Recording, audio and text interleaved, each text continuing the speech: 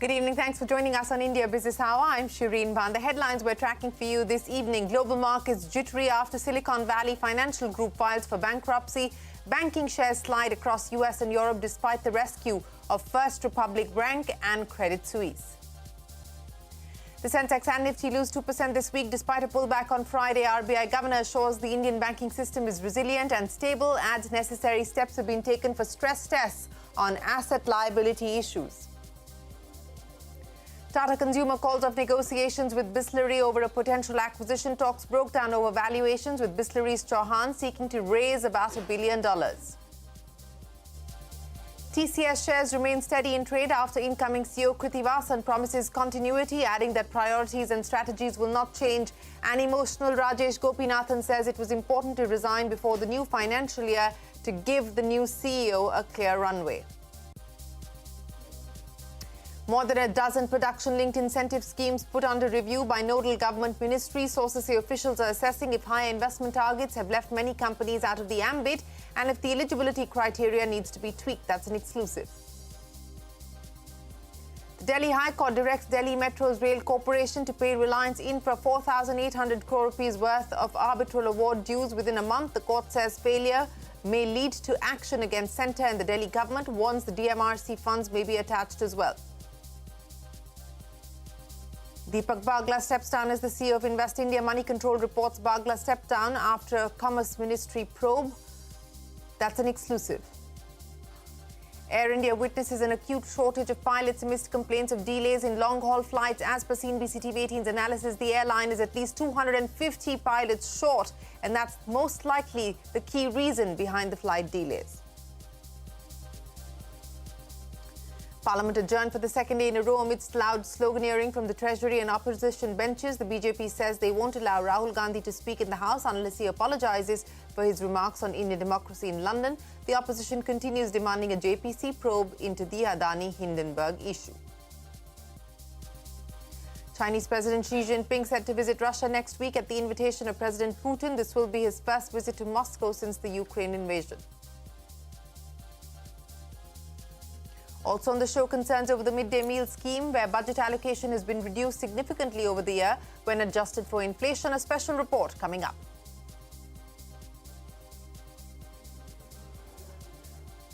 Well, it has been a week of banking tumult, and that continues to be our top story this evening. Exactly a week after it went belly up, the Silicon Valley Bank Financial Group has now filed for bankruptcy. The company has filed for Chapter 11 bankruptcy, and the move comes after it said it was planning to explore strategic alternatives for its businesses. Bank stocks remain under pressure even after a group of US banks came together to rescue First Republic Bank.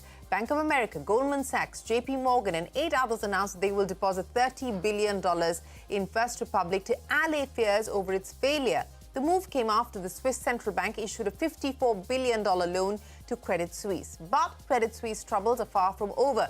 US shareholders have sued the Swiss bank, claiming that it defrauded them by overstating its prospects ahead of this week's stock crash. In its last annual report, Credit Suisse admitted to have found, and I quote, material weaknesses in its financial reporting processes for the years 2021 and 2022. Frank Holland reports on the turmoil that has rattled the banking sector this week. Frank, many thanks for joining us. And back home, shares on Dalal Street did recover in tandem with the global markets. The Sensex gained over 350 points and the Nifty added 100 points today. Financial stocks also led the recovery. But the story for the week is very different. Both the Sensex and the Nifty down 2% each for the week. Amidst the global banking turmoil, RBI Governor Shaktikanta has said the Indian banking system remains resilient and stable. He was speaking at a lecture organised by Federal Bank. Ritu joins us now with the key highlights of what the governor had to say. Ritu. That's right. Reserve Bank of India Governor Shaktikanta Das today highlighting that recent developments in the US banking system have done nothing but brought to the fore the criticality of banking sector regulation and supervision. He said specifically it has highlighted the importance of asset liability management by banks, ensuring that there is a robust risk management system in place, there are sustainable credit policies that are followed by the bank, periodic stress testing is done, and banks are building critical buffers for any unanticipated stress that may may arise. He also said that it also highlights that crypto assets or linked currencies could also be a real danger to the banks directly or indirectly, a stance that RBI has for long maintained. He also said that it must be ensured that each investment a bank makes is protected by appropriate risk assessment internally built by the systems, and this situation therefore needs a careful understanding by banks around the world. In India, he said, the banking sector remains well regulated, well supervised and resilient. There are several steps RBI has taken to strengthen financial institutions in India, and he's confident that now with RBI's focus on identifying the root cause of problems instead of just dealing with the symptoms, the banking sector is well positioned to take on any kind of challenges. The recent developments in the United States banking system have brought to the fore the criticality of banking sector regulation and supervision. The way the Indian banking system has evolved and the way it is positioned today, as was mentioned earlier, the Indian banking system continues to be resilient and stable. Now, the Reserve Bank has taken necessary steps in all these areas which I just mentioned. That is the area of risk management, stress doing stress tests, doing, focusing on asset liability issues. Well, that is the RBI governor saying that the Indian banking system is stable and resilient. The big corporate story, Tata Consumer has decided to call off plans to acquire Bisleri. A statement sent to the exchanges says that negotiations with Bisleri for a potential acquisition have now been seized. Shilpa Ranipeta joins us now with more. Shilpa, what seems to have stalled this deal? There were reports over the past few weeks that the talks between Tata's and Bisleri had hit a snag over valuation concerns. And now Tata Consumer has officially said that it has ceased talks with Bisleri over a potential transaction. Now, the owner of Bisleri, Ramesh Chauhan, was looking to raise about $1 billion to the sale of the company. But were given to understand that both the companies were unable to agree upon a valuation. And now the deal is officially off, with Tata Consumer also clarifying that it had not entered into any binding commitment on this matter. Now, news of Bisleri looking for a new owner first came in November last year. And at the time, Chairman Ramesh Chauhan had said that he was looking to sell the company because his daughter, Jayanti Chauhan, who has been, in fact, an integral part of the company since she was 24, she's also been spearheading new product development, sales and marketing, but she did not show interest in taking over the company. Now, remember, Bisleri has a 32% market share in the organized packaged drinking water category in India, and in fact is synonymous with bottled water in the country. Now, for Tata Consumer, acquiring Bisleri could have expanded its portfolio of bottled water, which it currently sells under two brands. That's the Himalayan Natural Mineral Water and the Tata Water Plus brands. Now, what direction Bisleri takes with the deal with Tata being called off will have to keenly be watched. Shilpa, many thanks for joining us. TCS shares remaining steady in trade after incoming CEO Krithivasan promised continuity, adding that priorities and strategies will not change. And emotional Rajesh Gopinathan says it was important to resign before the new financial year so that the new CEO has a clear runway. Here's more on the change of guard at India's largest IT company. There is nothing more challenging than doing the quarter on quarter and making sure that performance keeps up with it. It's been 10 years of doing that on a relentless basis, and I've enjoyed every minute of doing it. But then sometimes when you get to those milestones, you start thinking, okay, so what's next? 12 hours after a bolt from the blue, the outgoing CEO of TCS, Rajesh Gopinathan, spoke about his decision to leave the job he took over from N. Chandrasekharan 6 years ago. TCS has appointed Krithivasan as CEO designate, and he will take over from Gopinathan in September. I owe it to all our customers, all our colleagues, our employees, and all stakeholders to make sure that I am there for whatever time that Krithi needs, and will be available to Krithi 100%, not just during this transition period, at any point in time in future. TCS has stuck to its policy of promoting an internal talent, with Krithivasan, a veteran at TCS, to the top position. Now, he has experience across multiple functions, and he has been leading the company's largest vertical, BFSI, which contributes over a third of TCS's revenues, by heading it for more than a decade. A career Tata employee, Rajesh Gopinathan's 6-year, 1-month stint as MD and CEO has seen the company's market value double. Return of shares increased by over 2.5 times. It's also been marked by generous dividend payouts and buybacks. TCS has seen its market cap double from $70 billion to just over $141 billion as of closing yesterday. In rupee terms, the company's market cap has more than doubled to 11.65 lakh crore rupees. Like Gopinathan, who stepped into Chandra's shoes, Kriti will need to steer the company through an uncertain global economic landscape. The concern or the focus would be on how do we seize those opportunities in front of us and make the organization grow, and it's for our customers, for our associates as well. As I said, these are the two pillars, and whatever we do will be for those two set of stakeholders. While the street was surprised by the management change, there is confidence in the transition plan. They're saying the leadership change was unexpected during a challenging macro environment. CLSA says, given the age of TCS's senior leadership, Kriti Vasan is 58 years old, while NGS or N. Ganapathy Subramaniam, the COO of the company, is 63 years old. So CLSA believes that succession planning could become a point of focus, especially for long-term investors. Morgan Stanley says it may create a short-term overhang. However, they expect the transition to be smooth and well-managed, as seen in the stock. Should be a smooth transition. Timing is probably not ideal given what the industry is facing as we speak, but it is what it is. So what next for Rajesh Gopinathan? Well, he hasn't given making his resume too much thought. I never wrote my resume after campus. And on campus, batchmates will know that we used to have a repository. One instance of leadership skills that you showed, one great learning that you had, one failure that you had. I have had no practice in doing that for the last 28 years. Haven't thought about it. Let me say that TCS has been integral to who I am. The group has been integral to who I am. I had never any second thoughts throughout my entire period.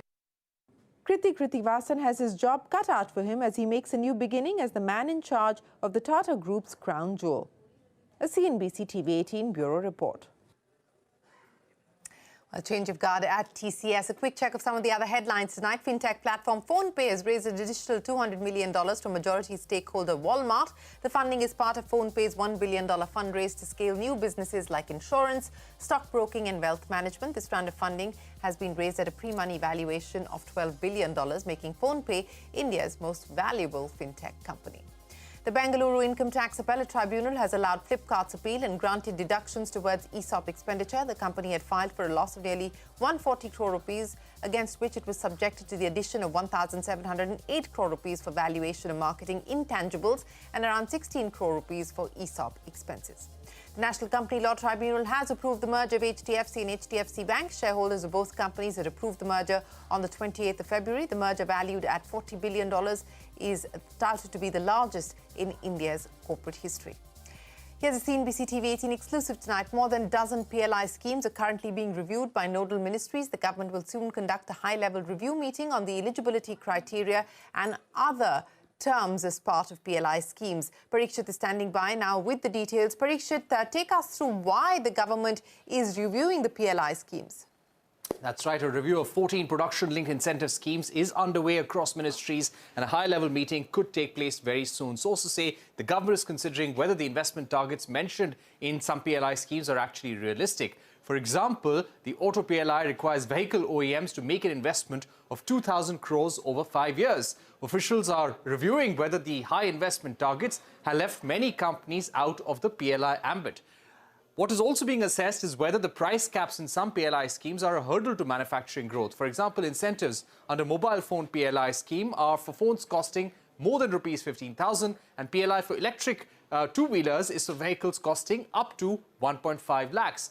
So the government is considering whether eligibility criteria should only have an incentive cap and not a price cap. Officials are also assessing how certain OEMs are making future investments in the PLI targeted sectors without actually claiming incentives and participating in PLI. And does this mean the eligibility criteria has restricted manufacturing and constrained the number of players that can participate? Thanks very much, Parikshit. A quick check of some of the other headlines. The Delhi High Court has directed Delhi Metro Rail Corporation to pay Reliance Infra 4,800 crore rupees in arbitral award dues within a month. The court has also warned that the failure to pay may lead to action against the centre and the Delhi government. Deepak Bagla, the managing director and CEO of Investor India, has stepped down. Sources tell Money Control that his resignation comes after a Ministry of Commerce audit questioned the work that was done by the organisation. Frequent delays of Air India's overseas flights have caused pain for air travellers, and this delay is possibly due to the shortage of pilots. An analysis by CNBC-TV18 shows that Air India needs to add more than 200 pilots to its current roster. Madiha joins us now with more details. Madiha, what exactly is leading to the delays and on which sectors? Well, this has been a continuing issue with Air India. Many passengers have been complaining about long delays in flights, especially the long-haul flights like the US destinations. So I tried to get to the root cause of these inadvertent delays, and an acute shortage of pilots appears as the most likely reason, as you also mentioned. We know that Air India has expanded its fleet with reinducting grounded planes and adding more leased planes. I'll get to the math here now. The airline currently has 114 aircraft, of which 68 are narrow-body planes and 46 are wide-body planes, including 19 Boeing 777s and 27 787s. Now, sources tell me that each 777 requires 26 pilots and 787 requires 20 pilots. So 46 wide-body planes need 1,034 pilots, and the 68 narrow-body planes need 816 pilots. Now, adding this up comes to about 1,850 pilots needed to fly 114 aircraft. But we learned that Air India currently has only about 1,600 pilots. So the shortage is pretty clear here. And we also need to factor in that not all pilots will be reporting on duty. Some may be sick or on leave. A similar situation is also being experienced on the cabin crew side. The pilots and crew also need to rest between flights and cannot exceed their mandatory flying hours. So all this put together is most likely leading to the delays in flights that passengers are experiencing. We reached out to the airline seeking their response on the issue, but they're yet to respond to our query. Madiha, many thanks for joining us. We will head into a short break, but up next, concerns remain over the budget outlay for the midday meal scheme. Experts argue that the funds allocated in the budget would make it hard for schools to provide as nutritious food to children as is needed.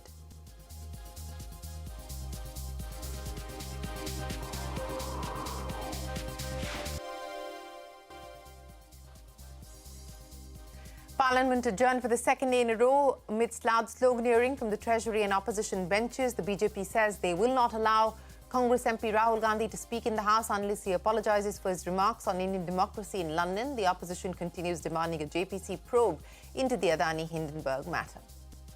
Chinese President Xi Jinping is set to visit Russia next week at the invitation of Vladimir Putin. The two are expected to hold talks aimed at furthering the strategic cooperation between the two countries. This will be the Chinese president's first visit since Russia's invasion of Ukraine.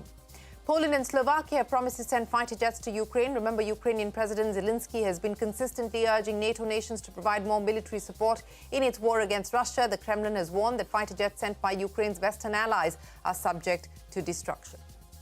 Massive protests erupt in France after the Macron government bypasses parliament to force through an unpopular pension reform, including raising the retirement from 62 to 64. Macron justifies his decision to bypass parliament, saying there was too much economic risk to the country if lawmakers voted against the bill. Protests intensify across Israel after Prime Minister Netanyahu rejects the president's compromise formula on judicial system overhaul. Measures, if they go through, will, among others, give the Israeli parliament the power to override the Supreme Court's decision with a simple majority. The popular midday meal scheme, now renamed PM Poshan, is the Education Ministry's second largest student-centric welfare scheme. Budget 2023 allocates 11,600 crore rupees for the scheme for FY24. But experts are worried that this outlay is lower than last year's revised estimates. Kiran Khatri reports that concerns also surround the quality of the food and the implementation, since when adjusted for inflation, the allocation has been reducing significantly over the years. Take a look.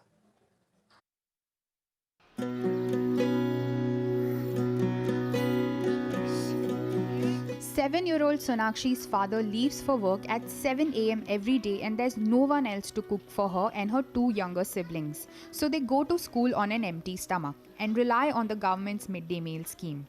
Sometimes their teachers let them eat earlier than other students. They are among about 12 crore children covered under the PM Poshan scheme. The scheme is touted to be one of the world's largest free school meals programs. The allocation, though, in this year's budget has been reduced to 11,600 crore rupees from the FY23 revised estimates of 12,800 crore rupees. Experts say the bigger concern is that in real terms, when adjusted for inflation, there has been a sustained decline in this allocation over the past few years. 9 years ago in 2014-15, the budget for midday meals was more than 13,000 crores. And today it's less than 12,000 crores. That's in money terms. So in real terms, it's about 40% less today if you take into account the price increases. It's about 40% less today than 9 years ago. And that is really the concern, that it's becoming more and more difficult for the schools to provide a nutritious meal because the budget is so small. But the government points out that this year's budget allocation is 13% higher than the allocation in Budget 2022. The Ministry of Education has also told Parliament, and I quote, "The allocation is likely to be sufficient for the implementation of the scheme with existing norms during 2023-2024." End quote. But experts are still concerned. In October last year, the government hiked the cost per midday meal per child to 5 rupees and 45 paise for primary classes and to 8 rupees and 17 paise for upper primary classes. This was a 9.6% hike and came after a 2-year gap. The Center for Policy Research says this hike did not account for a 24% rise in food inflation between April 2020 and October 2022, and that the meal cost per child should have been raised to over 6 rupees for primary classes and above 9 rupees for upper primary classes to account for inflation. Organizations like the Akshaya Patra Foundation, which supply midday meals to government schools, receive grants from the Food Corporation of India and cash subsidies from the centre and state governments. Their average meal cost per child is more than 12 rupees. So they rely on private donors to make up any shortfall. We get 6 rupees 65 paisa from the Government of India and the various state governments in the form of cash subsidy and grain subsidy. So this contributes to about 54% of our total running expenditure per meal, and the balance, 46%, Akshaya Patra raises from various corporates, trusts, foundations and individuals. Also, the cost of the scheme is split between the centre and states, and the central funds are released in 2 installments. But this release has been delayed. We've seen there was some technical difficulty, and as a result, the ad hoc grant couldn't be released. So no funds were released under the scheme in the first quarter. And again, when we do this analysis, by December 2022, only 52% of the funds had been released under the scheme. And only 5 states had received 60% of their funds. Experts believe that unless the budget allocation for the PM Poshan scheme is increased significantly, the quality of meals provided to children will suffer, especially in terms of nutrition. In Mumbai, Kiran Khatri. Well, an important story there by Kiran Khatri. With that, it is time for us to wrap up this edition of India Business Hour. Thanks very much for watching. Do stay tuned to the news here on CNBC-TV18. From all of us here, have a great weekend. See you Monday.